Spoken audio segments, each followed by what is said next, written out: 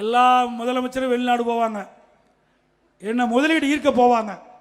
நம்ம முதலமைச்சர் ஸ்பெயினுக்கு போனார், அங்கே உலக நாட்டுக்கெல்லாம் போகிறார், பல நாட்டுக்கு போனார். ஸ்பெயினுக்கு போனார், ஜெர்மனிக்கு போனார், அமெரிக்கா போனார், துபாய்க்கு போனார், பல இடத்துக்கு போனார். அங்கே கூட தொழில் முதலீட்டு ஈர்ப்பான்னு தான் பார்த்தேன்.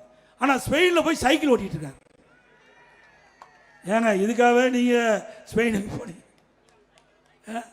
அங்கே போய் சைக்கிள் ஓட்டிகிட்டு இருக்காரு. இப்படிப்பட்ட முதலமைச்சராக நாட்டை ஆண்டா எங்கே போய் முதலீடு வரும்? ஆக முதலீடை ஈர்க்க போல முதலீடு செய்ய போனார் இன்றைய முதலமைச்சர். அது மட்டும் இல்லை, இதே ஸ்டாலின் அவர்கள் ஜெர்மன் நாட்டுக்கு போகும்போது அந்த பத்திரிகையாளர் சந்திப்பு நடந்தது. அப்பொழுது 922 புரிந்துணர்வு திராவிட முன்னேற்றங்கள் ஆட்சி பொறுப்பேற்ற பிறகு 922 புரிந்துணர்வு ஒப்பந்தங்கள் போடப்பட்டதாகும்.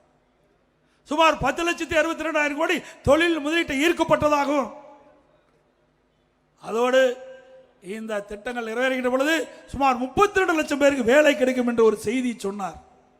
அதோட 77% புரிந்துணர்வு ஒப்பந்தங்கள் நிறைவேற்றப்பட்டதா சொன்னார்.